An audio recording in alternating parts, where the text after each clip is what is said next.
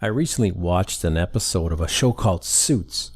In this particular episode, one of the lawyers represented someone in court that deals with residential issues. He initially lost the case, but the point is that he was an actual lawyer in the show, representing someone in court. Now, we all know that it takes a lot of time, energy, study, and money to become a lawyer. They pay a price to reach the status of lawyer and to eventually make some solid income. Not everyone does make it, though. Now, years ago, I went to small claims court to represent someone in regards to a claim about a vehicle they bought. The car was a lemon.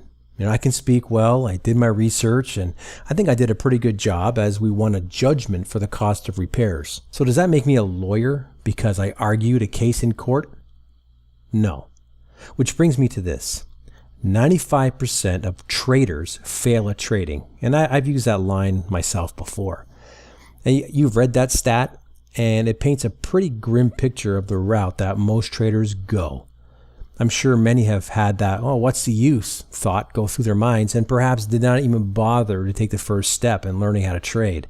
Now, I don't know if the number is accurate, but what gets me is the term trader. The definition of trader is a person who buys and sells goods, currency, or stocks.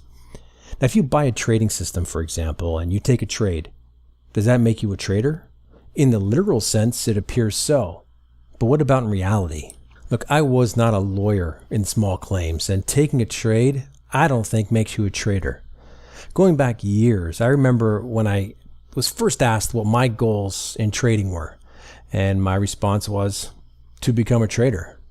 It wasn't to make money, as I figured that as a trader, I would make money. Now, I knew there would be losses, and I also knew that the key was to keep my losses small and go for the wins bigger than my average loss. To keep losses small required knowing when the trade was not working and execute the stop without hesitation.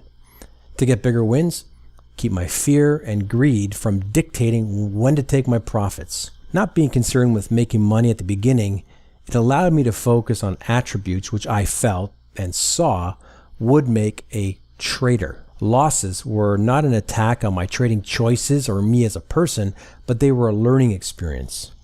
This prevented, for the most part anyway, revenge trading and overtrading to make up for any loss that I had. In regards to a trading method, I realized that system jumping for the next shiny object was the exact opposite of being consistent. Of course, the trading style had to fit me, but that could never be used as an excuse to jump to the latest hype. Was it tough?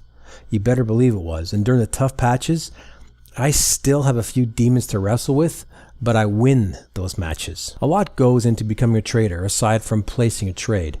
Look, my 5-year-old can push a button and enter a trade. Much has to do with mindset because once risk and money come into play, humans, we don't always think straight.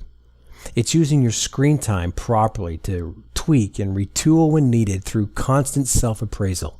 As my colleague James had written, not everyone can structure their learning or have access to a trading mentor. Many do need a guiding hand to keep them focused on the prize, and that's where trading education through a reputable company such as Premier Trader University comes into play. Regardless of the route that you take, remember that trader is not really a verb. It's a noun, and much goes into making a trader, and oftentimes the price is too high to pay for many. But for those that do, oftentimes they are rewarded.